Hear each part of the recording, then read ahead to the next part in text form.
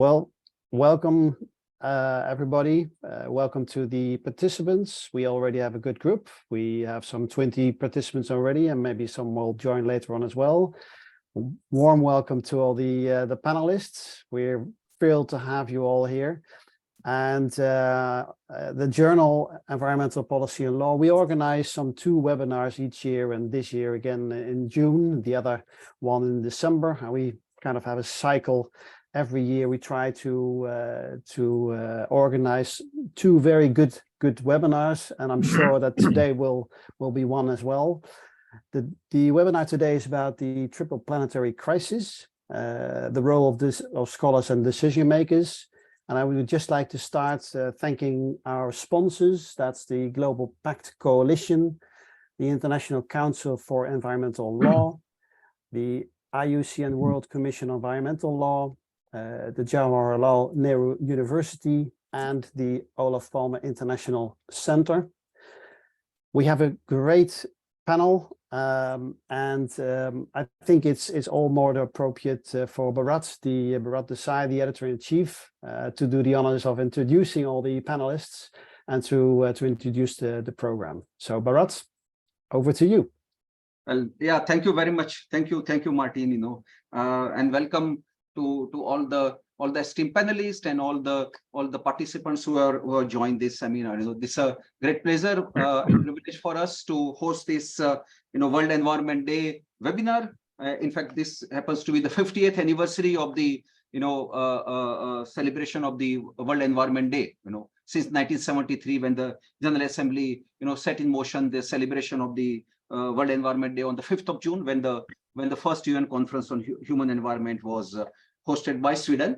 So it's a 50 years. Today we are actually celebrating, and it's a very momentous occasion. I know today very many celebrations and events are taking place, and amidst these, our esteemed panelists have agreed to provide, from different continents, thanks to the technology that we are virtually together, And at the outset, let me thank especially my colleague Martin and IOS Press, the director Einar Fredriksson for providing or facilitating all those initiatives, and at least this the webinar series which we have started, and all other initiatives on giving push to environmental policy and laws, ideational kind of a journey, and our basic effort is to contribute in a very modest way to at least addressing a kind of a solution oriented things, so far as the as we say, the triple planetary crisis which is at work.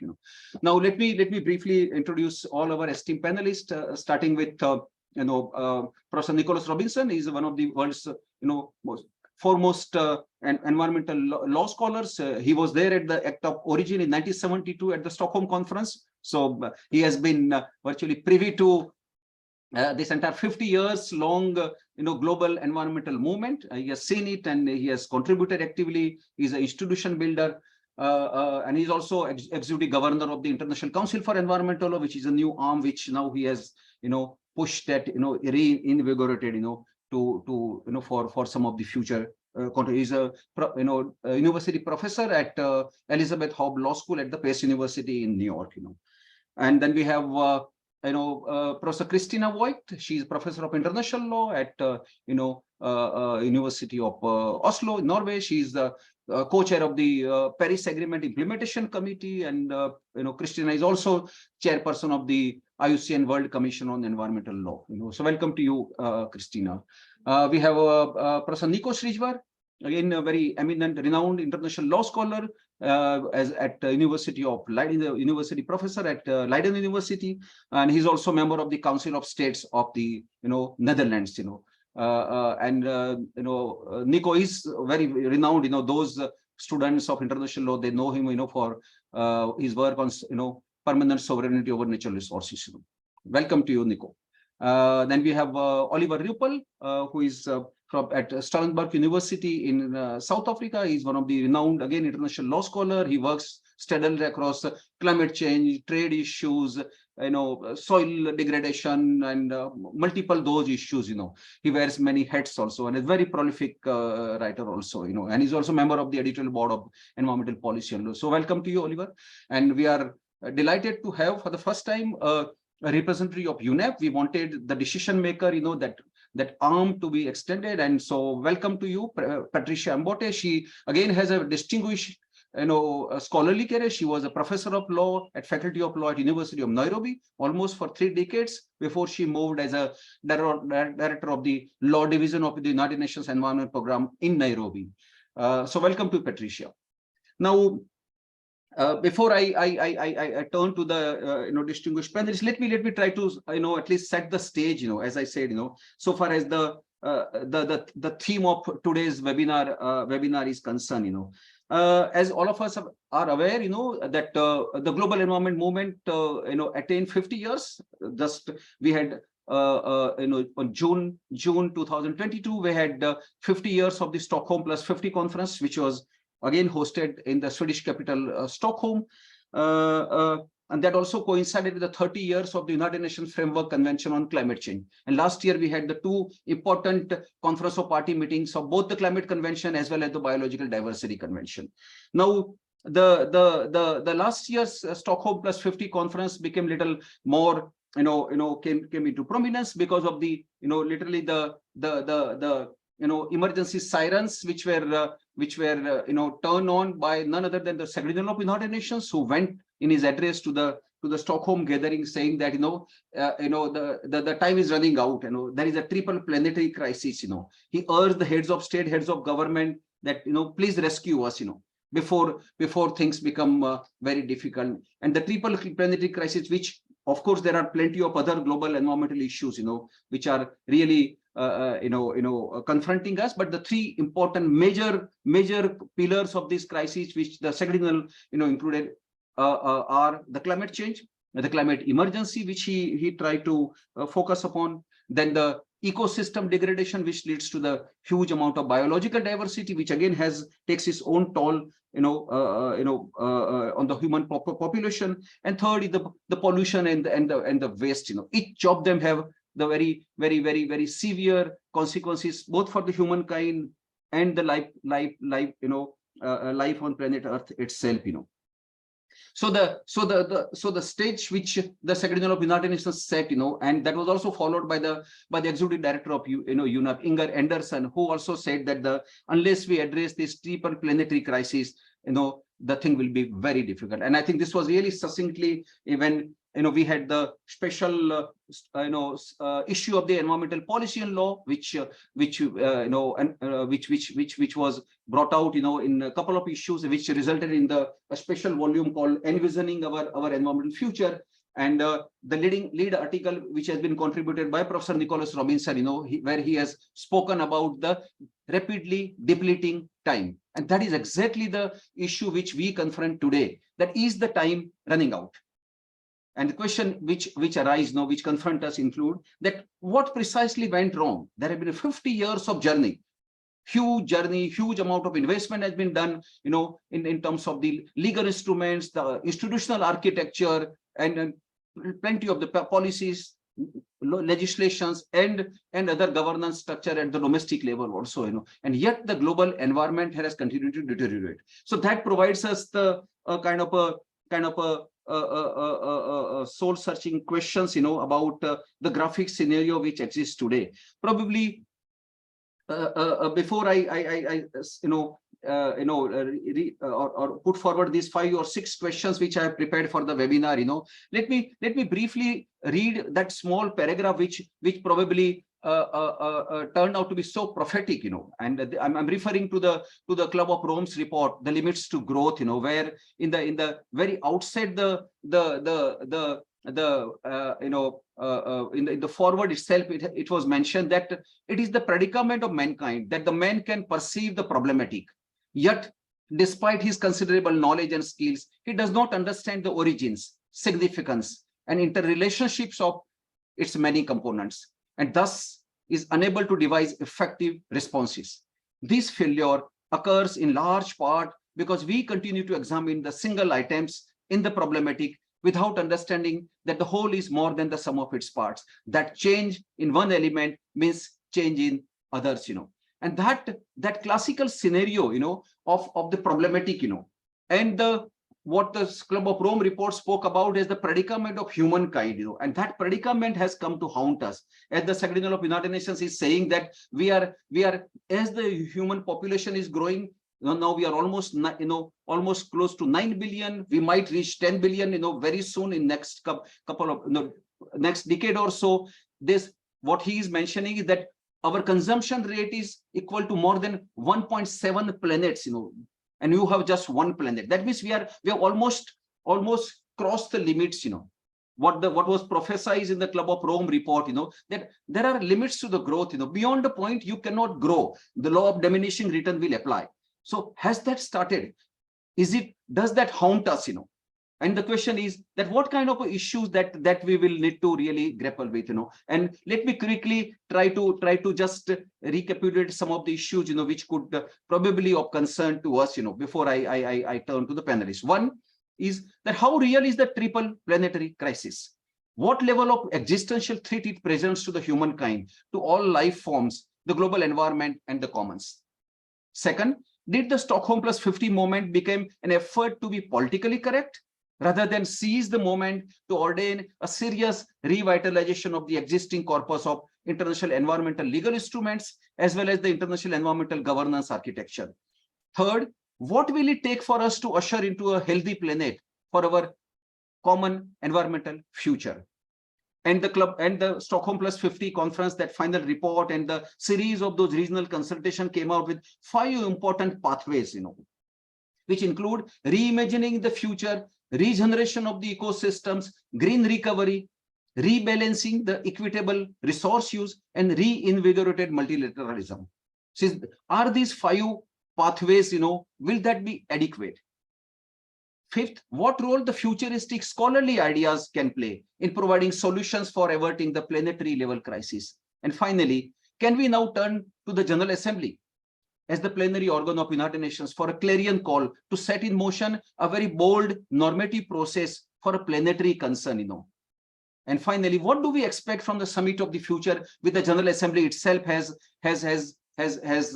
suggested, set the agenda on 8th of September 2022, given the 2-year deadline to organize the Summit of the Future on 22nd and 23rd of September 2004. That means the countdown has started on the road to the Summit of the Future, And as we stand today at the 50th anniversary celebration of the World Environment Day, the stage is set. The challenges are really, very, very serious before us, And I think it is in this context that we have this eminent panelist, at least to do a little, think aloud and ahead, to show us probably some kind of a pathway to the future, So let me now first start with, turn to you, Nick, and if you can just try to spell it out, as to what does it mean, and what is this nature and content of the crisis which is being suggested? Over to you, Nick.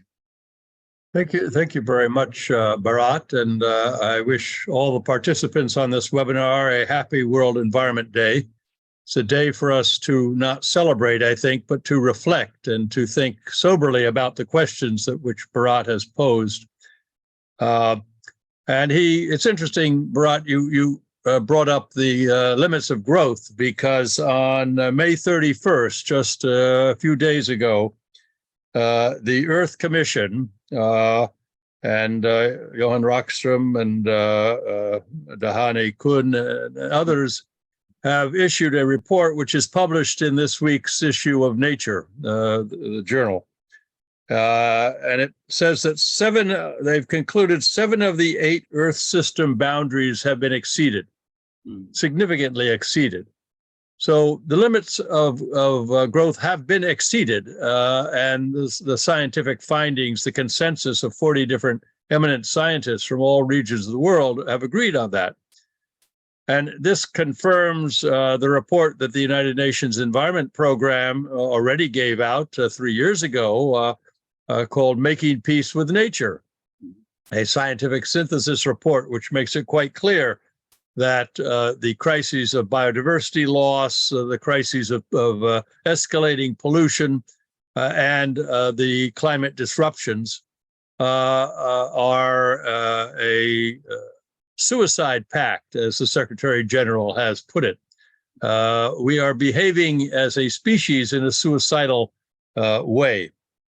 And of course, we've known about this for a long time, as Bharat said. So Vladimir Vernadsky gave us the concept of the biosphere. All our life exists in the biosphere. We knew that limit was there. We've nonetheless divided up the biosphere into sovereign states, and they behave as if their boundaries have some magical natural phenomenon, which somehow limits the flow of pollution or other things across boundaries. So humans have the hubris to act as if the laws of nature aren't necessarily binding on them. But that's all changing now because nature is bringing it back to the human realm. We've allowed acid rain to escalate enormously. We've allowed carbon dioxide to begin to exceed the 360 safe limit and continue to grow. We have occupied orbital space, which doesn't belong to any nation, with so many satellites that we basically crowd each other out. And despite the great agreement recently, which will be signed in New York in June, of the agreement on the protection of biodiversity in areas beyond national jurisdiction for the high seas, the BBNJ, and despite the great success so far of the Convention on Biological Diversity, we are not behaving as if the biosphere is one natural phenomenon which we must live within and sustain to the extent we can. So how do we make peace with nature? Well, I think people have realized that we're in this state, which is why the General Assembly adopted Resolution 76-300, which recognized the human right to the environment. This is a paradigm shift. It means that all the other human rights are based upon the biosphere, are based upon our ability to protect the environment. Without each of us living as if we have a symbiotic relationship with the earth, we have no hope for our civilization as we have progressed it to date. And this lies also behind the resolution adopted just this year in the General Assembly, asking the International Court of Justice for an advisory opinion on what are the obligations and duties and responsibilities of states today to deal with these crises, also for the rights of future generations to deal with these crises. So by October 20th, we'll see the submissions of many states and international organizations to the court proposing how to articulate the change that must be brought about in state conduct, in state practice, and in law. Now, the court has already ruled on some aspects of this. We've had for some time the decision of the ICJ that it is customary international law that all states must do environmental impact assessment whenever they have conduct which is affecting another state. In this case, Argentina and Uruguay brought it to the front of the court, but also the commons, the atmosphere, the oceans, and so on. Well, there is no action within a sovereign state's boundaries does not have that impact on the commons or on the adjacent states. That's the understanding of ecology. It's an understanding that those who profess positivist law and the rights of sovereign states and their boundaries have failed to understand. And the right to the environment now, at least in law, creates a paradigm shift. So it's evident that we cannot continue to be suicidal, as Secretary General Guterres puts it, but we must begin to change. So what changes in the law are required that can leverage change throughout society? The politicians, the political scientists, the sociologists give us many ideas on how to change governance, but they don't talk about law. Law is the neglected topic in the realm of reform. So Ed Wilson, the late Edward O. Wilson of Harvard, proposed that if we really want to maintain biodiversity, we have to set aside half the earth and keep it pretty much the way it is now. That's not an unrealistic goal. We have in the Convention on Biological Diversity the plan to set aside 30% of the planet by 2030. Well, in my state of New York, we have proceeded to save more than 50% of the state in a natural habitat. That doesn't mean expelling people. It means making sure that the people live with natural habitat that provide wildlife corridors, that provide places for plants and animals and people to live in a relationship. So we're going to have to basically ramp that up. And BB&J and the many decisions of states to create marine protected areas in their exclusive economic zones mean that we're close to beginning to set aside large parts of the marine environment for protection. And we can continue to ramp that up. The IUCN World Commission on Protected Areas has been a leader in this. But we must literally redouble all of that if we want to exceed the 50% safe limit, which is pushing back against the biodiversity loss. Secondly, we have to end the poisonous discharges of pollution. We've got laws that say you have to do that. The laws are very badly enforced. They haven't triggered enough technological innovation to eliminate pollution of air and water.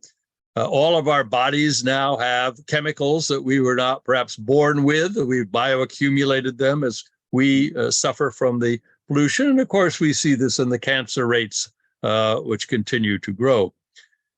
We know we can end the nitrogen cascade. The UN Environment Program and UNEA are now looking at how to contain nitrogen.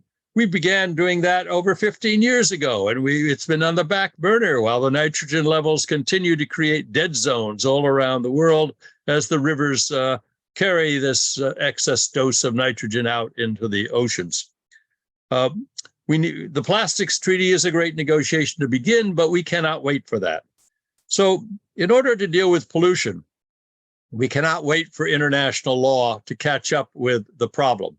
We're going to have to go to local authorities. We're going to have to go to the governments of states and provinces and nations and begin solving this problem incrementally, place by place.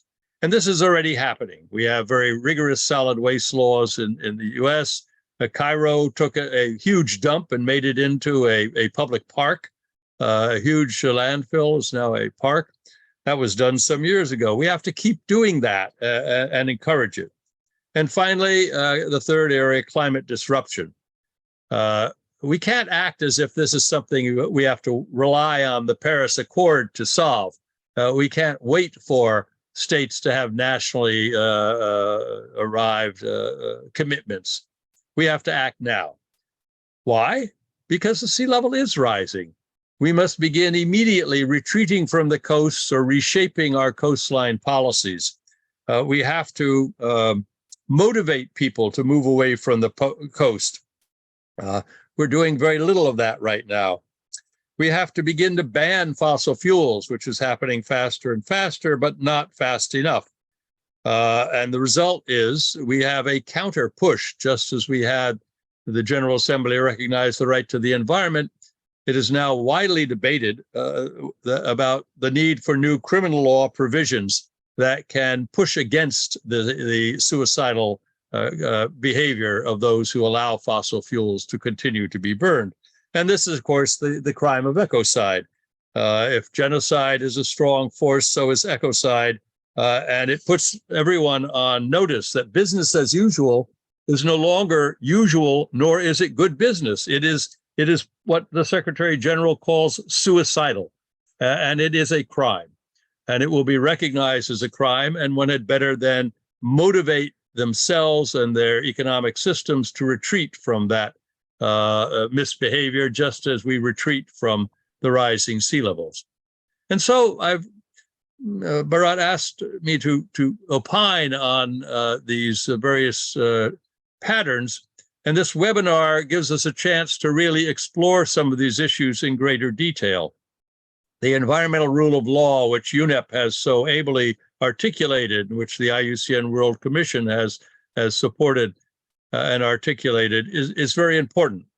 But the environmental rule of law, frankly, among friends, is neglected by most governments.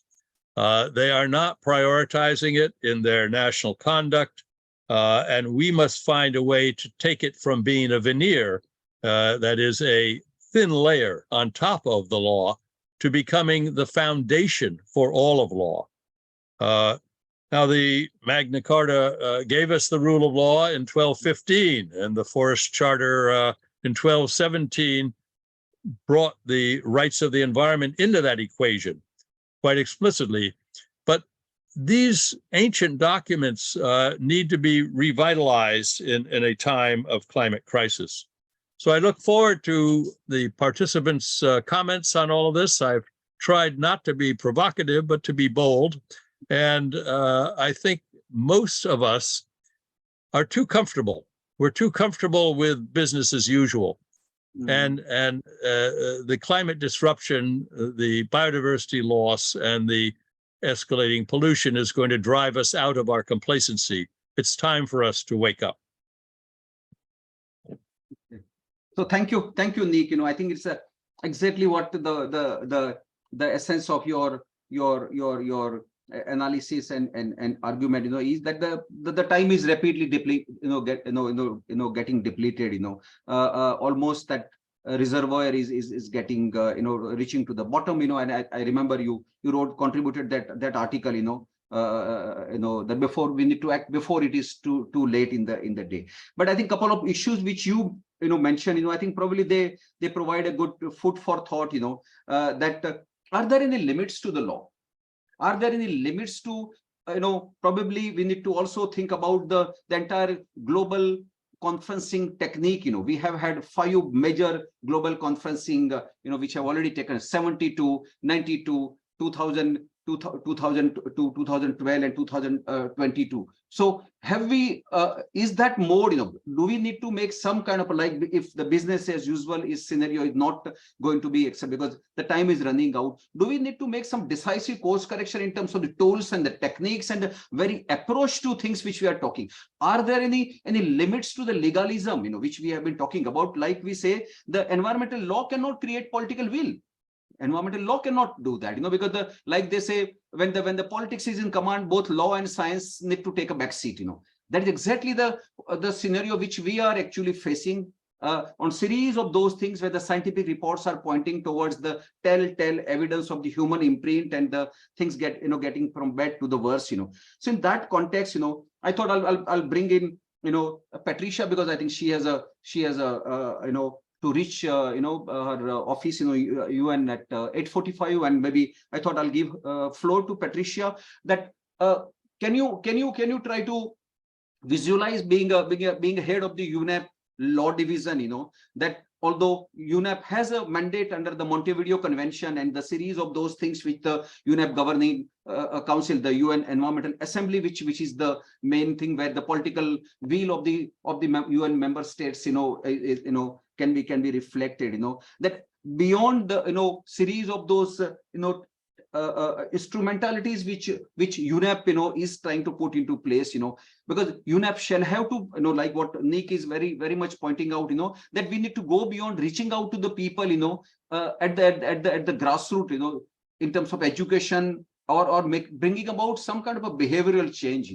So you need to have different tools and techniques. Is there any thinking within the UNEP, if you have the sense of that UN Environment Assembly's discussion debate, at least after the UNEP has been there for last 50 years or so.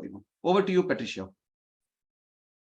Thank you very much, Bharat, and you bring out on a light note the crisis that I, as a scholar, have on a day-to-day basis, because you talk about politics, you talk about science and law, And we all know that science will be clear, and then politicians will come in and agree on what will they do. And by the time we get to the legal instrument, the question is whether we have brought in all the issues that we needed to bring into the agreement. And this is actually a preamble so that it is not attributed to UNEP. But you also hit a very important note, which really has been part of my scholarship, which is the limits of law, that maybe we have pushed, and you see law as understood to be law. And when you have the actors in the global space having different rules where there is legal pluralism, I mean, it's not like there is one law. And that is what is also going to be the issue that we deal with when we are talking about the environmental rule of law, because the question is also going to be what law. And at the space where I work now, I work a lot with international law.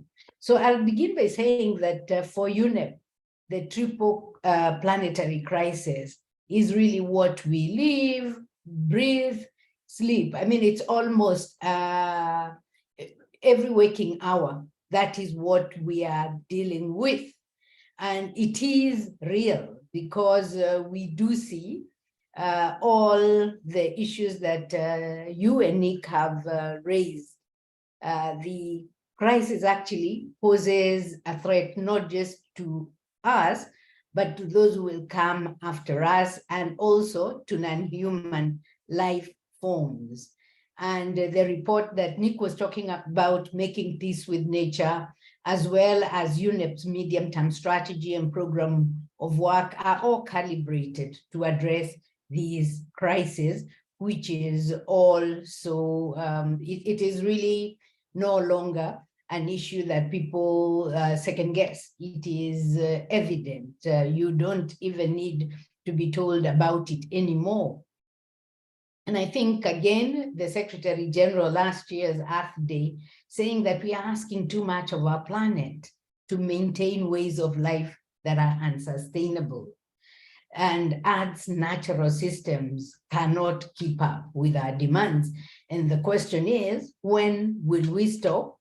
And what can law do about it? Stockholm at 50, in my view, presented a moment of reflection and renewal. It may not have looked like that, but I don't think that in working on Stockholm at +50, the intention was to revitalize the existing corpus of international environmental law and the global architecture of international environmental governance, because given what we were dealing with at that point, this was not politically possible. And we go back again to the politics. What did Stockholm +50 achieve? I think for me, it brought together a rich tapestry of stakeholders coalescing around and discussing solutions to the triple planetary crisis. Even though there was no negotiated outcome, there are three broad outcomes that one sees and which actually wins. One, I think, is the sense of renewed global multi-stakeholder engagement. We have actors that were not present in Stockholm, like judges, who are now at Stockholm and were looking at their role. And that, I think, for me, is a glimmer of hope for the environmental rule of law. Then there's the collective reflection that happened, resulting in calls for system-wide change, and also the publication of the Stockholm +50 Agenda for Action, Renewal, and Trust. There are some renewal ideas that emerged from Stockholm, when new ideas, new models of engagements, new possibilities for strengthening environmental governance. And we at UNEP have identified a number of pathways, these being the economic and financial drivers of planetary instability, environmental governance practice centered on ethics, stewardship, and responsibility.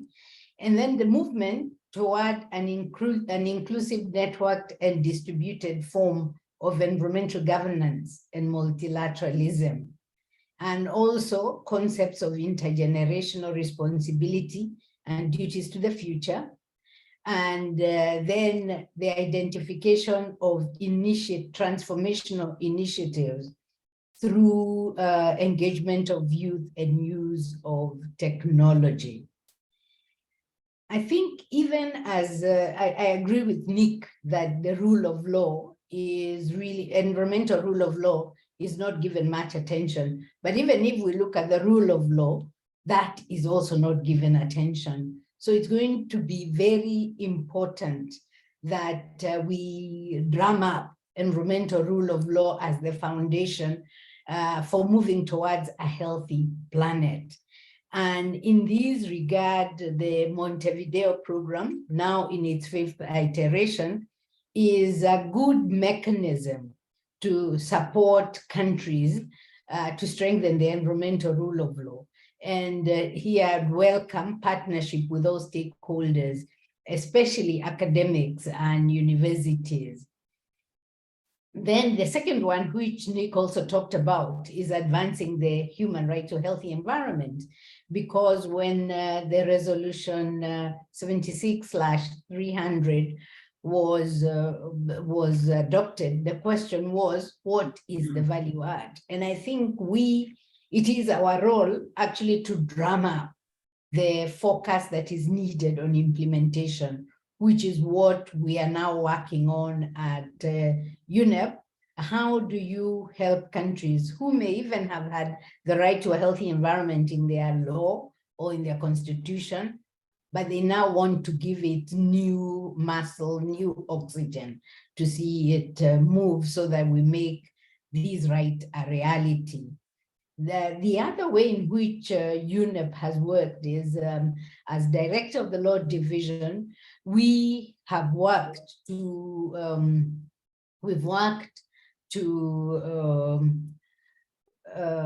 restructure the law division. And in that restructuring, we have elevated how we engage with frontier issues in environmental law. So rather than just react to what member states want, we now have a frontiers in environmental law unit that will assemble the world's experts and leading organizations on key issues such as rights of nature, space pollution, clean energy, minerals governance, duties to future generations, to name a few.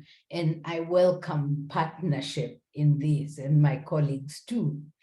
The other way in which UNEP is working is also using the Montevideo program to identify breakthrough solutions and approaches that can help us reimagine environmental law and governance. And in the area of regeneration of ecosystems, our work is guided by the landmark Kunming Montreal Global Biodiversity Framework, which I think has brought together the 3 crises. And if you look at the framework, it has interventions for climate, pollution, even as it is ensconced in the biodiversity space. So lawyers and scientists will need to work together to craft modalities to move the ideas forward. Then we need to ask the question of what legal frameworks are needed to deliver, for instance, nature-based solutions, or to manage digital sequence information. And then what Nick talked about, if we are talking about 30 by 30, how do we deal with that within the context of the rights of everybody, which is again an environmental rule of law question. And then the other way in which we're working on this is contributing to reinvigorated multilateralism. The United Nations Secretary General has led the international community in calling for more networked, inclusive, and effective multilateralism, covered in his report on our common agenda. And in that, he notes that when the Charter of the UN was developed, multilateralism meant cooperation among a small number of states. Today, a broader range of state and non-state actors are participating in global affairs as part of open, participatory, peer-driven, and transparent systems geared towards solving problems. And I think this is where we look at the importance of different actors in dealing with the crisis that we have. And within this context, again, there is an excellent report of the Secretary General on the High-Level Advisory Board on Effective Multilateralism, which outlines the core principles and elements of what this means. So what is the role of scholars then? Futuristic scholarly ideas will play a very important part in providing solutions for averting the planetary level crisis. And I think it is right to say what Nick is saying, that law has been neglected, because law, even within a body such as UNEP, is seen as a service, following what others demand. And I think it's probably a time now for us to also look at how is it that we can come up with legal ideas that help us, in Inga's terms, to shift the needle.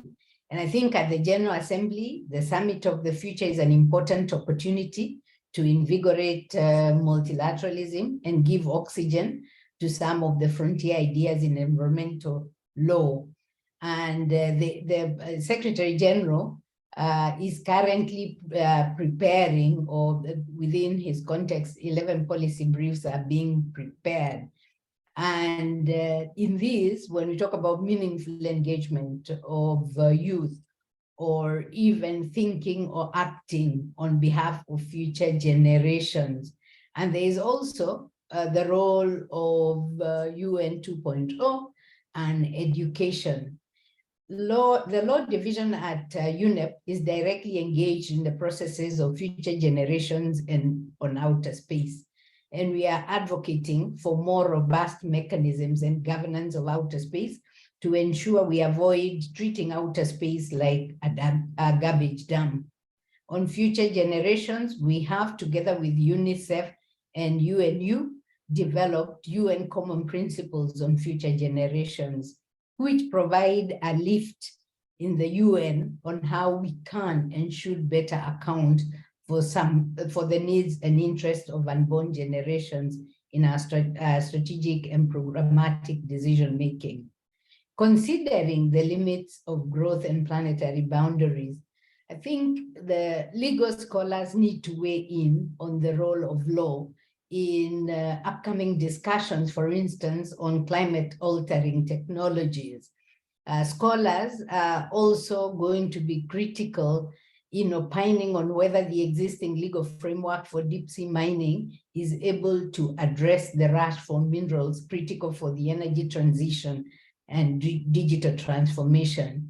So to end my discussion, if there was a time when futuristic scholarly ideas were needed, it is now, and lawyers shouldn't be left behind. Thank you. Thank you very much, Patricia, for further seeding ideas, so far as this discourse is concerned. And you made very important, at least 3 important ingredients, I thought, which really make great sense in terms of the futuristic idea. That is exactly what we wanted to actually to underscore, the scope for futuristic scholarly ideas, and the very fact that the UNEP is now has widened things, to reimagine law and governance, because UNEP has been a catalyst, basically, primarily being a subsidiary organ, has been acting as a catalyst. UNEP doesn't have all the wherewithal, yet it, with that small wherewithal, it has put into place enormous number of those instruments and policies and guidelines and institutional, thing which it has pushed for it. Now, reimagining law and governance after the 50 years of the Stockholm Conference and 50 years of UNEP itself, for instance, will be very, and we let me mention, I think it will not be out of place here, to mention what we embarked upon, from environmental policy and laws platform, and several esteemed colleagues and friends who provided. I thought probably you may not be familiar. We did these two exercises, Patricia. One is of course this envisioning our environmental future, which is again scholarly ideas, about 22 scholars from all continents around the time of the Stockholm+50 conference. And just before the Stockholm+50, we did this again, another volume, our Earth Matters, where Nico Srijvar contributed, Nick has contributed, Oliver has contributed, so there are 43 scholarly contributions, in these two volumes. And another flyer which you can see at the back of Martin, which is upcoming, next month, which speaks specifically focusing upon the regulating the global climate change, again, which covers about dozen scholarly articles. So you have about 60 scholarly idea, and the whole purpose was basically to think aloud and ahead, because we didn't want something to be like on a business as usual or routine thing, but wanted to think as to what went wrong and how do we move forward, what kind of those out of box solutions, and each of the scholar within the limits of time and space have put forward. There is yet room for more ideas as we move towards the path of summit for the future you will need. And so our task, from the point of view environmental policy and law is concerned, to act as a bridge between the scholars and the decision makers, especially what you mentioned, to make, facilitate the task of UNEP and other organs within the UN system, beyond it, so that, at least this, I would say the, reimagining what is there, because probably the time has come, instead of putting and piling up with more instrument, probably we need to, put in action, or implement the instruments which are already put into, available to you. More than 300 instruments which are already there. That is too much, they say almost there is a clogging, or too many treaties which are already there, and we need to make them happen, because probably there is a kind of some fatigue effect on the part of the sovereign states also. So I think with that, what Patricia has mentioned, maybe I'll now turn to Christina. Because one of the important pillars of what the UN Secretary General has pointed out is the climate emergency, which he has already, set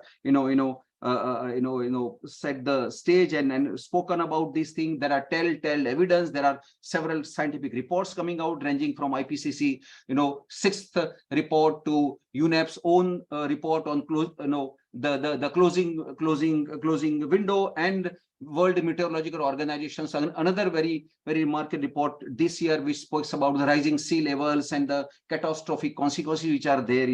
So the question is, in this context, if that is the case, so we already have 3 important global treaties to regulate the climate crisis is concerned, and it has completed, the UN Framework Convention has completed 30 years, and that is exactly what we try to look at in the regulating global climate change. And as one of the contributors, Professor Meinhard Dole, who unfortunately passed away after this was one of the last articles he contributed, scholarly articles. He passed away in September 2022, and he posed the question, that can we trust somebody over 30? After 30 years are over, the entire regulatory process, can you really trust the regulatory regime for that? Because there are already signs of that. Is the regime, there is a fatigue effect? Is it really floundering? And we saw the offshoot, what Nick mentioned, about the General Assembly passing a resolution and making a reference to the International Court of Justice, seeking an advisory opinion about the legal obligations on the part of the sovereign states. So in that context, Christina, how do you see the operationalization of the legal regime, and do we need to really tighten the nuts and bolts, or do we need to have some kind of a radical departure from this entire regulatory approach itself, in view of the climate emergency, which is integral part of the planetary crisis? Over to you, Christina. Thank you, Bharat. And before I attempt to address your question, which is very, very pertinent, please allow me to make 2 other points. The first one is a point of gratitude and thank you. I would like to thank both you, Bharat, as the chief editor of the Environmental Policy and Law Journal, but also Martin from the publishing house for taking up this baton in a way, and reinvigorating the journal, which is an important channel in the discussion of environmental law and policy, and especially in the interface between policy and law. And you do an amazing work there, both with the journal, but also in addition with these online webinars and additional material. So thanks goes to both of you. And another round of thanks goes to the intellectual leadership of Professor Nick Robinson. For many, many, many years, he has been a guiding voice in bringing together the legal community and thinking afresh and looking anew on particular issues, and always bringing in new and constructive ideas. And the final round of thanks goes to Patricia and UNEP. UNEP is such an important institution in this global environmental challenge that cuts across so many different issues. There is nothing like UNEP. And I think UNEP is taking up this role very, very seriously, and has always been, but is an important voice in bringing together the different legs and arms and feet of the United Nations system, which sometimes can pull in different direction in that unified call to the environmental rule of law and what it implies for the different parts of the UN system. So many, many thanks to you, Patricia, and UNEP in general. Now, the second element that I would briefly like to touch upon before going back to climate change is this issue of triple planetary crisis. And I think maybe we are not doing, I don't even say justice, but to the complexity of challenges that the world is facing currently by breaking it down or limiting to three issues: the issue of climate change, biodiversity loss, and pollution. I think we are looking at many more challenges in this global picture than what is captured by these three, as if those three were not enough.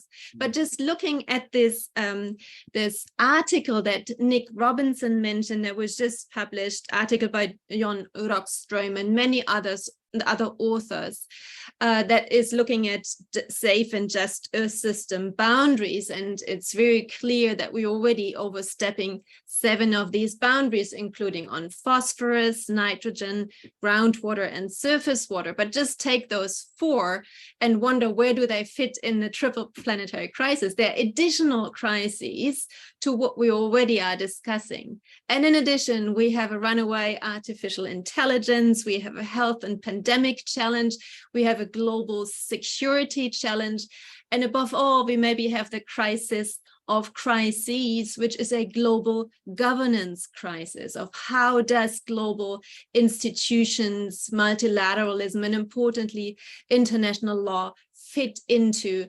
these challenges. So I think maybe a more correct term is the term polycrisis. And that's a term that I currently see and hear being used in many contexts, because it undermines the fact that there are many converging crises which are complex, which are interlinked, which are interwoven, which have dimension that cover space and time to an extent unprecedented before, and that also reinforce each other, and we have no chance then addressing them simultaneously in an integrated manner, but would also come with trade-offs and synergies. So that was just a brief annotation to the triple planetary crisis, which is severe enough, but there is a polycrisis situation that we have to be aware of.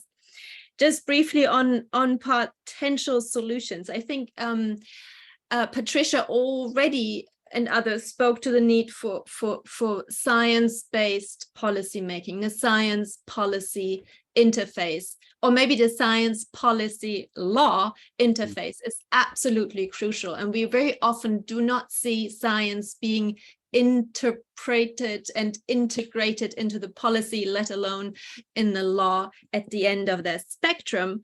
But also we have not all scientific solutions ready on an integrated approach to these different crises. We have solutions and scientific basis for climate change, for biodiversity, for plastics, but how this all fits together and what kind of scientific basis is there to really have an integrated scientific approach to it is still to a large extent uncertain. And here we still need science to develop as we speak, and that to be integrated into policy and legal contexts. When it comes to politics or policies and law, as I said, they have to be integrated at all levels, internationally, locally, regionally, all the way down to maybe even village levels. But even at the international level, where this is the most obvious thing to do, we still see very siloed decision making processes and negotiations. Patricia mentioned the very positive example of the Kunming-Montreal Global Biodiversity Framework, which is really one of the first that tries to integrate pollution, climate change into nature conservation and sustainable use of biodiversity. But we need to see much more of this. This is one of the first, and we see a little bit of recognition of biodiversity in the climate context, but it's far from enough. And it needs maybe negotiators and countries that take that holistic and systemic vision into the negotiation rooms instead of the tunnel vision on the issue at stake. Now, we also need very strong measures of governance in terms of measuring, reporting, facilitating compliance, environmental impact assessment. That sounds maybe rather boring in comparison to all sorts of exciting ideas that could be out there, and they're equally important. But I think effectively implementing what we have and complying and eventually enforcing the rules that we have could already bring us quite a step further to addressing some of the most central challenges that we are facing. And that brings me to the Paris Agreement. I'm sorry, Bharat, for taking a long way to get there. But Paris, as I said, your question is the current approach enough? Do we need something else to replace it? And my very clear answer would be not yet. Absolutely not yet. The Paris Agreement is not a silver bullet. Of course, it cannot give all the solutions to that very complex climate issue as such. But if anything, it really needs all efforts that can be made to effectively implement it and to comply with it. Currently, it is the best we have. And looking at maybe replacing it with a different international agreement, I'm sure would take at least a quarter century to get there. And that's time we don't have. But it's also structured in a way to bring together all parties, basically all countries in this endeavor, and raise ambition over time. And we haven't seen these core processes kicking in motion yet. They are just around the corner, but they have not yet kicked in motion. For example, the first global stocktake is due this year. It's the first ever, and then every 5 years. The first time that parties need to communicate successive nationally determined contributions is in 2025. And this is when the requirements of progression and highest possible ambition compared to the previous entities kick in for the first time. The first biannual transparency report is due in 2024, which will showcase to the entire world, to peers and academics and everyone who wants to see it, what states are doing, and give a platform for peer pressure and bottom-up pressure. So we have to make sure that these processes are complied with, that they are functioning properly, that they are robust, rather than looking yet at another possible solution, which eventually may have the risk of undermining the processes that are just being kicked in motion. This is maybe some words of concern that I have, and I think it's very important to raise them, because that agreement is designed to push ambition upwards due to pressure from all parts of society. And it is very important, I think, not to undermine it. But there are certain aspects that the Paris Agreement has not and cannot deal with.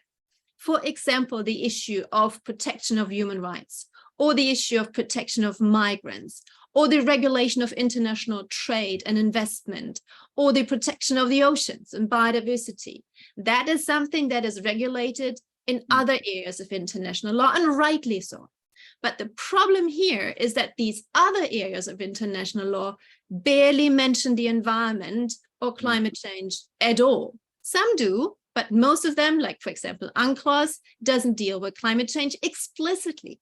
And for that reason, it's very important to interpret these treaties that date back to, some of them to, after the Second World War, to interpret these treaties in a contemporary manner, taking into account the context of climate change, interpreting in the legal environment within which they exist, and also including the normative elements of the Paris Agreement, for example, its temperature goals, in particular keep holding warming to 1.5, and the idea of constant progression and highest possible ambition, which is a due diligence obligations of states to do their utmost to bring in their best efforts to the table, using this as interpretative means in the context of interpreting human rights law, interpreting the law of the sea, or for example, customary law, the protection or the prohibition of significant transboundary harm, and the prevention principle. So this is important, and this is perhaps why we currently see 4 or 3.5 requests to international courts to render advisory opinions on different international legal questions with regard to climate change. And we have currently also 9 cases that the European Court on Human Rights will hear. These are contentious cases, not advisory opinion requests. They all deal in one way or the other with the interpretation of other more specific treaties and international law in the context of climate change, and require of the judges and the courts a contemporary understanding and interpretation of these treaties in the light of one of the most urgent and pressing issues that we have. And I think here, in particular with regard, for example, to the due diligence standard that we have in the United Nations Convention on the Law of the Sea, Part 12, which deals with the protection and preservation of the marine environment, or the standard of care that states have to exhibit in fulfilling their positive obligations under human rights law. These due diligence standards, these standards of care, can be interpreted by the goals and the standards of the Paris Agreement. And this is necessary, I think, in order to create a defragmented global framework where we do not have different silos pushing in different directions, but where they play together and can mutually enhance each other, although through different regimes. But for that, some clarification is necessary. There are many gray areas. And I think in this regard, the current requests for advisory opinions, in particular from the International Court of Justice and the International Tribunal on Law of the Sea, can be extremely helpful and very, very vulnerable. And with that, I think back to you, Bharat. Thank you. Yeah, thank you very much, Christina, for spelling out, the kind of the trajectory or the kind of the regulatory way as the things stand so far as the climate change regulatory regime itself is concerned, and how the Paris is. Of course, Paris is not the everything. Paris has its own limits to it. It's again depending upon voluntarism. But what I meant was that not creating crafting a new instrument. The question was, how do you translate that thing to action? Because what is now, in fact, we have one important contribution. Why one of the lead Indian negotiator, T.S. Tirumurthy, who was India's permanent representative to United Nations, just demitted office, is on the issue of backtracking on the climate commitments, which the key emitters have been doing, especially the industrialized countries have been doing, and what the Secretary General of United Nations himself said, the issue of equity and justice, those things, which has to be translated to action, has to be spelled out, to put this entire thing on a much faster track, because the time is running out. Most of the, I think, only today on the World Environment Day, there is a Center for Science and Environment which has come out with a report, about the climate change induced displacement, in India itself, for instance, hundreds and thousands of people, getting displaced. So that means there is a real crisis at work, and the question is, if this, like we wait, like the classical question with Professor Louis Henkin had asked, in that book, how nations behave, how the sovereign states, notwithstanding the instruments and other things, how do you make nation state fall in line? How do you ensure that they take it seriously? And I thought maybe since you raised this vital question about operationalization, effective implementation about this remit, maybe we need to turn to Nico Shrijvar, who holds the key so far as the behavior of the sovereign states is concerned, is one of the connoisseurs of he greatly believes in the efficacy and the very key role of the sovereignty of the states.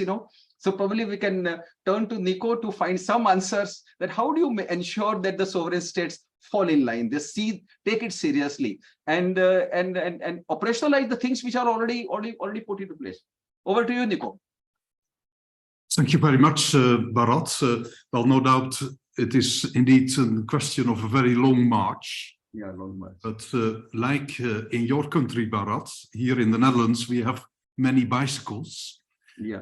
As I learned as a very experienced bicyclist, in order to move forward, you have to pedal forward. You cannot afford to stand still because then you fall. So there is a lot of truth in the saying of Kofi Annan at the time. I believe it was in 2005 at the World Summit, that we are moving in the right direction, but we are moving too slow. And that is, of course, a major dilemma. And I thought, let me relate a bit to the role of two principal organs of the United Nations in making further progress. And that is, first of all, the UN General Assembly, and secondly, the International Court of Justice. And of course, the General Assembly is the only plenary organ, albeit of states only, but the only plenary organ of the interstate United Nations. So therefore, you could argue it has a quasi-parliamentary function. And as we learned so often, also in the environmental field, it has a major normative and standard-setting role. So it is almost a pseudo-legislator. But moreover, it is an inescapable political driving force. Because indeed, we need science, we need non-governmental organizations, we need business, but at the end of the day, we need the states to sign and to ratify the treaties, to implement them, to be supervised by all kinds of compliance mechanisms. And I also salute the role of UNEP in this particular regard. And we make progress. Nick also referred to that very important resolution adopted in July 2022, because for long there was a denial that human rights and environmental conservation had anything to do with each other. There is a long movement to recognize so-called new human rights, the right to development, the right to peace, the right to a clean environment, but especially Western countries, including my own, did not support this. Yet in 1972, we had Stockholm, and Stockholm stated in the declaration, I quote, "The enjoyment of basic human rights is very much related to environment. Environment is essential for the enjoyment of human rights, even to the right to life itself." And there was no consensus on it.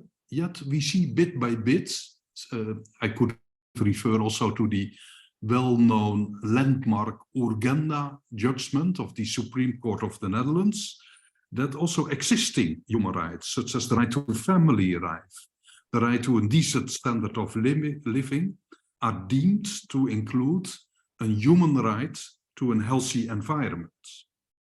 And now, with 161 states in favor last year in July, we have that recognition. Many more states than I could ever expect, even in 21-22. And it's a very important resolution, which I don't have to summarize for you, but it contains many of the things we discussed today. That the biosphere is in unity, and that the effects of climate change and unsustainable management and use of natural resources and the loss of biological diversity and desertification, they are all part and parcel of the same problem. And they require, as our colleague Christina Voigt stated so strongly, we need a systemic, we need an integrated approach, otherwise we will not be able to solve. And of course, this General Assembly resolution, once again, they are just words, but certain deeds followed immediately, with the important decision of the Human Rights Committee in the Torres Strait Islander case, in the case of the inhabitants of that island in the Timor of the Torres Strait against Australia. And of course, there are all kinds of qualifications, but ultimately, the islanders claimed that Australia was failing in its obligations to protect them from the effects of sea level rise and from extreme weather events.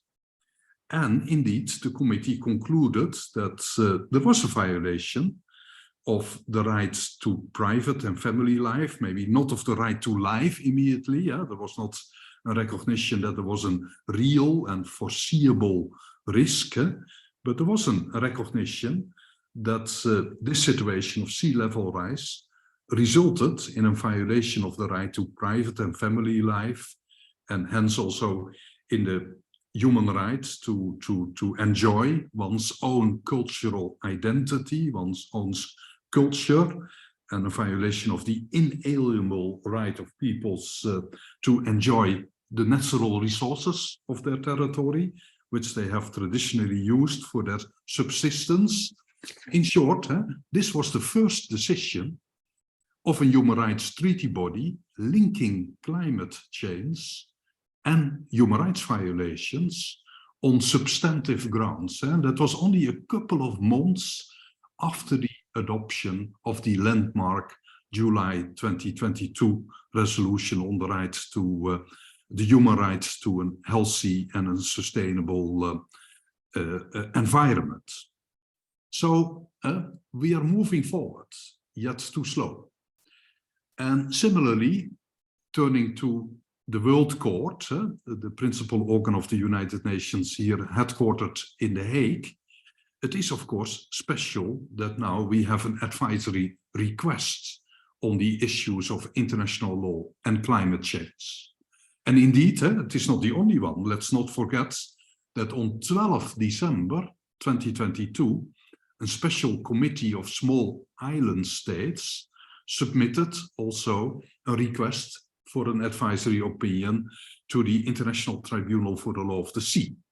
And that relates to the protection and preservation of the marine environment. Christina referred already to part 12, a kind of mini environmental treaty in the context of the law of the sea. And one want to know what is the relationship between the protection of the marine environment and the greenhouse emissions into the atmosphere. What kind of duties, what kind of responsibilities, what kind of liabilities incumbent upon states flow from the Law of the Sea Convention. And I think that is also a very important advisory opinion request on the obligations of states under international law to protect the rights of we living now, but also the rights of future generations to be protected from the adverse effects of climate change on the seas and the oceans. And after all, that relates to 71% of our planet.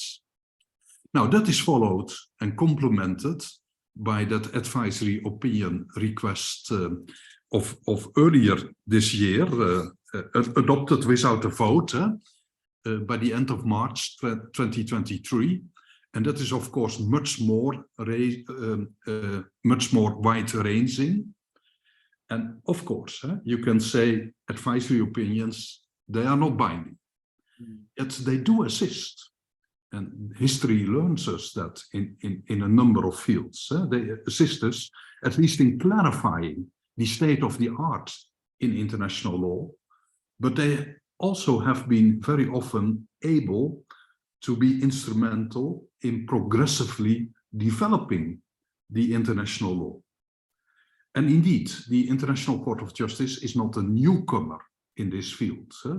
We had the Danube-Dan case, which recognized for the first time in the 1990s sustainable development as a legal concept. And reference was already made earlier in this seminar to the pulp mills case in 2010. And indeed, one of the results is that an environmental impact assessment, whatever the treaty tells you, is part and parcel of customary international law. And in this way, these advisory opinion requests to both ITLOS and the International Court of Justice enable these two courts to clarify the state of international law and to indicate certain developments and trends therein, no doubt taking into account the urgency of the issue of climate change. And furthermore, the opinions of these international courts tend to influence the foreign policy of states. And of course also to feed, to inspire the decisions of regional and national courts. And most of all, I think these opinions can also help to solidify and contribute to raising awareness and shaping public opinion. And because partly these advisory requests, we should really appreciate that, do not only arise from actions by states, but I think first of all, by the sustained efforts of young people, of climate activists, of science and environmental organizations. So admittedly, it all goes too slow, but as I stated, with reference to my bicycle, we have to pedal, and we should never stop pedaling in order to move forward. Thank you, Bharat. Yeah, thank you. Thank you very much, Nico, for this message of, keep pedaling the bicycle, never to move, never to stop. I think that's a great spirit. I think so. I think, yeah, whatever what you mentioned, basically, is trying to tame, the behavior of the sovereign states. There are different venues, you already have the established regimes, the regimes probably they are long, the long drawn exercises, they take lot of time to operationalize, to effectuate them, to bring them into effect. But I think, yeah, if in that context, if the advisory opinion given by the principal judicial organ of the United Nations, if that comes out with a very authoritative opinion, if it decides, at all to give the opinion, I think so be it. That will be really probably, contribute, trying to really give a little push to the bicycle, which you are really mentioning probably. So we need any kind of a push in that sense of the term, And I think again the focus turns to the plenary organ of United Nations, as I call it, the conductor of the grand orchestra. That the General Assembly, which is the only democratic organ, only in the United Nations, probably shall have to, that is what I feel, they shall have to take a call, So in that, with that kind of a, note, and I now turn to the final speaker, Oliver Ruppel.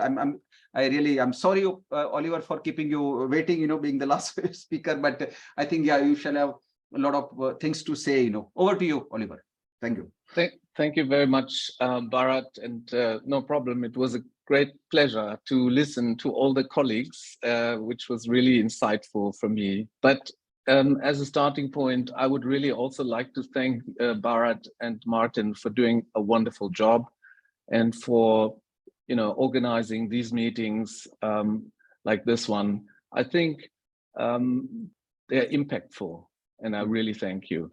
So, Bharat, you also mentioned my affiliation with Stellenbosch University, South Africa. Just for the record, I'm also busy at the moment at the Research Center for Climate Law in Graz in Austria. So I'm bridging the arc between the global South and the global North. And that's also somewhat related to my talk, Bharat. You asked me late last night that I talk a little bit about ecosystems degradation and biodiversity loss. And in the sense that I couldn't sleep for the reason of that anyhow, I thought that I will address this issue, but maybe through a slightly different lens than perhaps the one that would be expected here today. I would like to address this through the lens of international trade, because I think that this is an important aspect that has largely been neglected and where the law can play a powerful role on top. So no doubt, increased economic activity and consumption spur unsustainable resource use, deforestation, environmentally harmful production processes posing risks to ecosystems' health and biodiversity, while illegal trade activities can exacerbate this problem. We know that. Drivers of biodiversity loss are often associated with trade-induced increases in demand, unsustainable agriculture and forestry, or the extraction of natural resources, as well as pollution from industrial activities, pesticides, and plastics. That we know too. In this context, the valuation of biodiversity and ecosystems at large helps us understand the economic, social, and environmental impacts of their use. Now I come to my brief thesis here today. 1, biodiversity and ecosystems have value beyond their market price as a common good. Number 2, trade has also potential to propel economic transformation towards environmental sustainability and safeguard efforts to protect and restore biodiversity. Let me explain briefly. Trade policies can promote sustainable agricultural practices and circular economy models, green infrastructure projects, resource-smart food systems, and land restoration, and more energy-efficient technologies. At the same time, legal and well-regulated trade in sustainable plant and animal products can promote biodiversity conservation and reduce their reliance on ecosystems for economic growth. In support thereof, the creation and promotion of markets for biodiversity prospecting and medicinal plants can generate incentives for conservation and sustainable use of components of biodiversity. As has been mentioned twice already, in December 2022, at the 15th Conference of the Parties to the CBD Convention, 196 countries adopted the Kunming-Montreal Global Biodiversity Framework, a framework to halt and reverse biodiversity loss by 2020. So stepping up on biodiversity requires market shifts towards nature-positive economies to accelerate trade-related policy action and cooperation related to 1, wildlife trade, 2, invasive alien species, 3, the reduction of subsidies harmful to biodiversity, 4, conservation and management of the world's lands and waters, reduction of waste generation and the negative impacts of pollution, 5, sustainable agriculture and fisheries, 6, the Nagoya and Cartagena protocols, 7, participation of business and stakeholders, and 8, policy integration. And I think that's what we're discussing here today. All of these processes reflect opportunities in the intersection of trade, biodiversity, and sustainable development. And the WTO, the World Trade Organization, can contribute to those processes and also help preserve biodiversity if involved properly, adequately, and timely. For instance, can the implementation of the recent WTO fisheries agreement be a key factor in the widespread depletion of the world's fish stocks and promote ocean sustainability by prohibiting harmful fisheries subsidies? A similar approach should follow in other economic sectors, including agricultural subsidies, to minimize the impacts of climate change on biodiversity by scaling up incentives for the conservation and biodiversity protection. In this regard, trade can propel a shift towards green tech, nature-based solutions, and increased trade in environmental goods and services. It can help countries adjust to shifts in agricultural production and distribution, for instance, caused by the war in Ukraine, and thus contribute to global food security. Such positive contribution of trade is, of course, not automatic. It requires better understanding of economic challenges and opportunities, as well as the ability to anticipate, evaluate, and manage biodiversity risks, create resilience of supply chains, also to climate-related disruptions. The climate crisis and biodiversity loss are interconnected, posing distinct challenges. Yet, damaged ecosystems release carbon instead of storing it, which means addressing the climate crisis without addressing biodiversity loss is not really possible. Biodiversity loss is gaining recognition, though, and will continue to grow in importance. Yet, don't forget the multilateral trading system in the poly crisis, despite its current state of affairs. So my short message here today is that never before have our economic and environmental interests been so closely intertwined. Yes, we must act quickly, put a price tag on biodiversity, although it is in fact priceless in its value.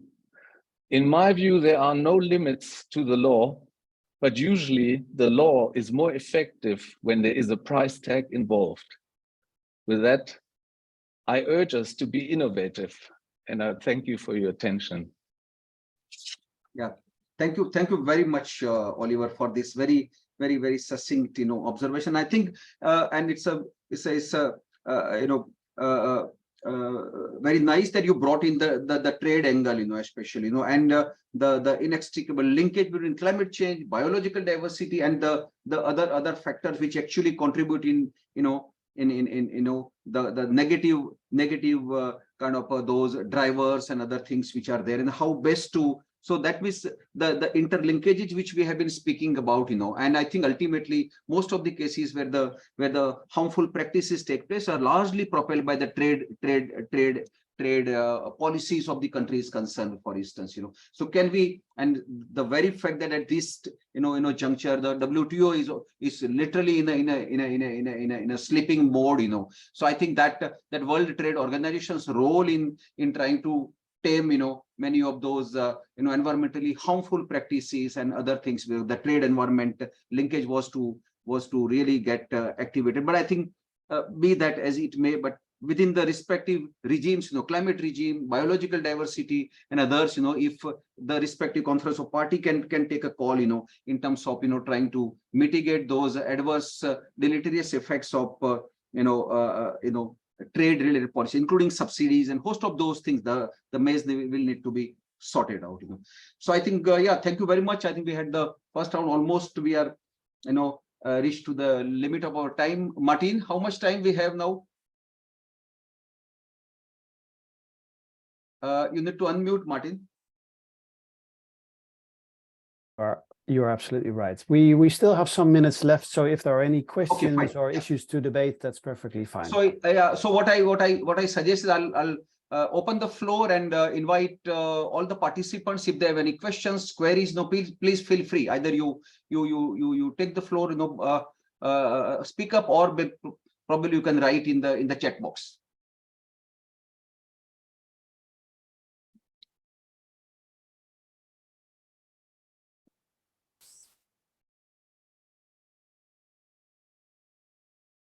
there is probably one.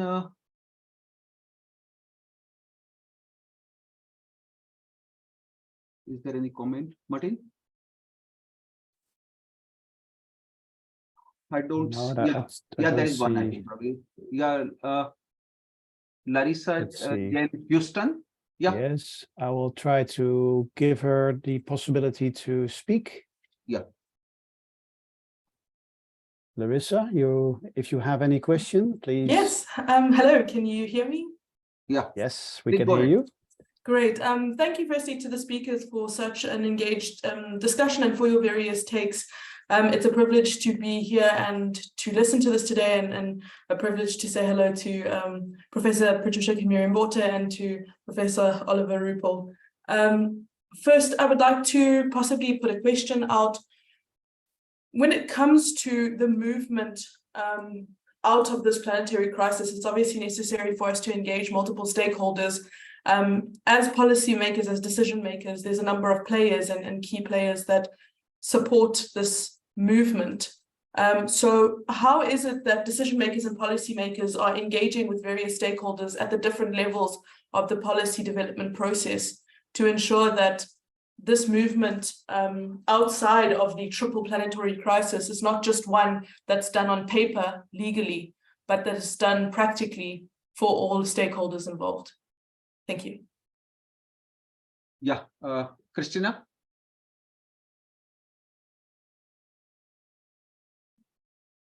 Well, first of all, engagement requires information and access to information. Only if you have relevant information can you engage in manners that are effective. And here we have the possibility, at least when it comes to climate change, but it's the same under international treaties, the possibility to access publicly available information, which is mandatory of states to supply. And I think this information needs to be used very effectively in engaging in this discussion. What do states do? How do they engage? What can be improved?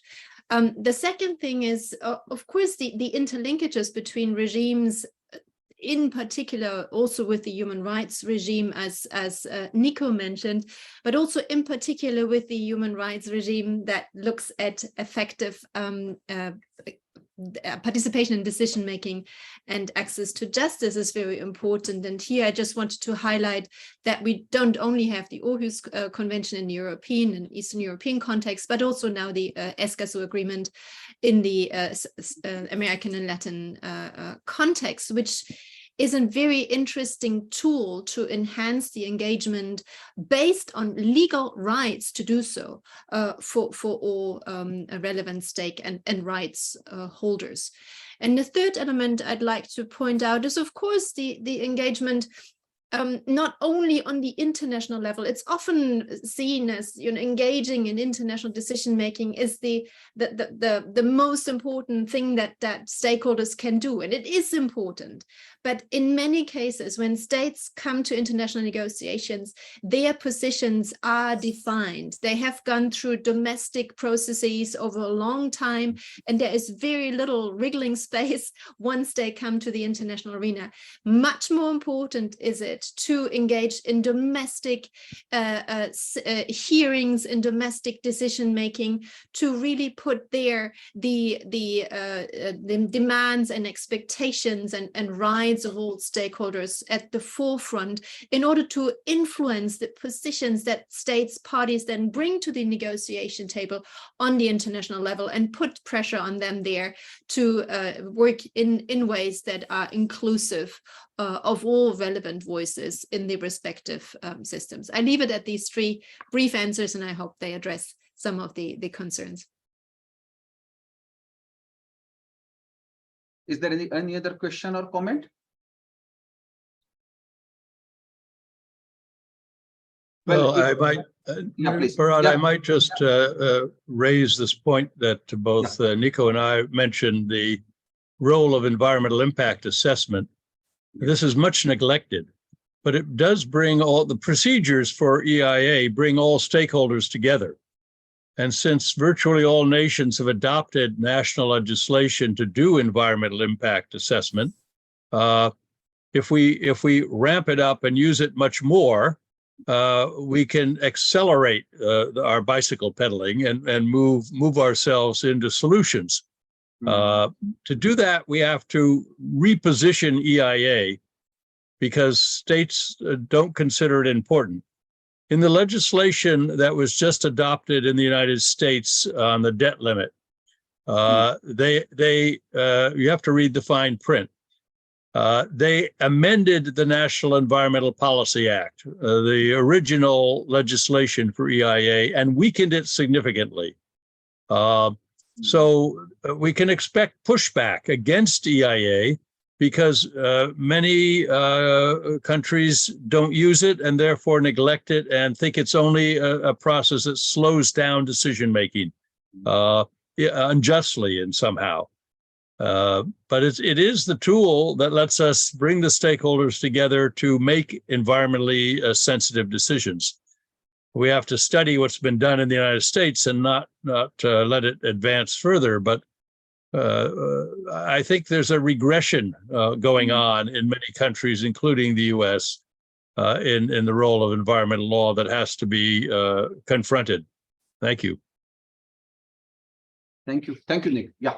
So if there are no questions or comments, maybe we can bring this to a close. Let me just sum up, I think the takeaway lessons, from this webinar before we finally close. I think it has been a fabulous discussion with all the esteemed panelists who have, given their, thoughts to some of these, spreading the net wider and providing some of those very insightful comments on the crisis at work, and what will it take? How do we move forward? Reggie, from what Nick has mentioned, I think that holds a really great merit, that there is a slowdown. There is some kind of a legalism has almost reached to its almost saturation. We have too many instruments, and those core question remains is to operationalize them, how to ensure that the sovereign states take it seriously and comply with it, rather than there is that pushback which Nick has really mentioned, that there is a regression. There are a lot of those things where the states are actually trying to circumvent whatever the mechanisms are there, either trying to blunt it or trying to divert. So that has to be countered. We need that kind of a positive kind of a pushback, to ensure that the states really tighten up things and move in an advanced higher gear. What Patricia mentioned, I think that holds really relevant in terms of frontiers in law, operationalizing that particular part. I think in that case, UNEP shall have to put itself, again in a little higher gear, apart from the policy guidelines and the other treaty-making enterprise which it does. I think reaching out to the stakeholders and trying to, I think different level, probably speak up and try to, go beyond, reaching out to different stakeholders. What Nick mentioned, that apart from the structures and other things, going to the grassroots, going to where people's movement, the students community, the women's movement, and others, who will really be able to, to channelize their energies and other things, to ensure that the governments will be really pushed, to at least not to downgrade and to go in a negative mold, And I think Krishna mentioned very important, I think, part, in terms of the science policy law interface. In fact, I tried to experiment that part, Christina, when I had this a special issue, EPL special issue on 30 years of the climate. I really wanted a very top-ranking climate scientist to really to make sense, to tell us, in terms of this science and policy interface. I couldn't find a single scientist, who will volunteer, who will come and to contribute to a journal wedded to policy and law. Because since the entire regulatory process which we are talking about is a science driven, we need to do that, but to bring, because most of the scientists will prefer to go to Nature and Science and Scientific American and other journals. Coming to a science and policy, we need to crack that. I will again make the effort. I try to reach out to the co-chair of the IPCC, third working group, for instance, I didn't have the answer. Even wrote to the co-chair of the person sitting in London. Again, I didn't have any answer. So that we need to crack, bring the scientists, that out of their reticence, so that at least we need to make, ensure that what the science is telling, how do you operationalize that scientific things, into policy making, because the whole law making process has to be, will be science driven, and what Nico has mentioned about a couple of few tips he has provided, how to accelerate, how to keep sitting on the bicycle and to move forward, actually, I think so. I think it will take a lot of innovative ways, to ensure that a cycle keeps moving forward, not in the same place, not in the same place, and so I think that is exactly where it lies, some kind of a key, how to push the sovereign states, to move forward, rather than taking the business as usual scenario. We saw that in Stockholm+50, that no heads of state, no heads of government came forward, even as the UN Secretary kept pleading with them. The UNEP executive director kept pleading with them. The General Assembly president kept asking to them. None of the heads of government came forward to seize the gauntlet which was thrown at them. To seize the initiative, saying that yes, arise, awake, and stop not, that we will move forward, that is exactly what we needed, that kind of a political initiative, and I think we will need to see that we need the ideas as to how do you push, because some of those processes will need to be activated, and finally, what Oliver has mentioned, I think the trade, the magic of the trade, probably we need to, I think, somehow try to see that those trade policies, that they do not create, much, kind of a negative things, and especially the subsidies, because every government, politically it's very sellable. Governments really depend upon the subsidies, whether they're developed countries or developing countries, subsidies, they hold the key. And I think a lot of those things, in order to ensure that the environment further doesn't deteriorate, we shall have to find very innovative ways, and that is exactly what will entail, I think, the ideas. So I think these are the few things, which I'm really grateful to all the panelists to provide me some food for thought. I want to channelize those things, as I try to spell out further in terms of conceptual note, on the triple planetary crisis for my next project, for the environmental policy and law on our road to the summit of the future, So I think, and I hope, and I request all the panelists to when I approach you, probably time earmark is a 1 year down the road, probably you'll have find the time to provide those futuristic scholarly contribution to our next venture. I look forward to your support and cooperation, and thank you very much. Over to you, Martin, for the vote of thanks. Well, thank you very much, Bharat. And thank you for moderating this webinar. As the editor-in-chief of the journal, you are doing a tremendous job.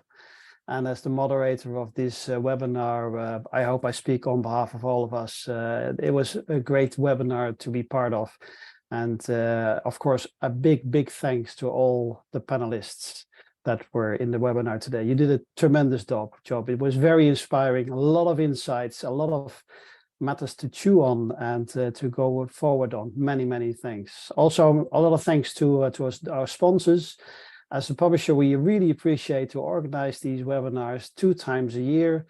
This webinar is also recorded, so it will be placed also on the journal's website, which will happen, I think, in the next 2-3 weeks.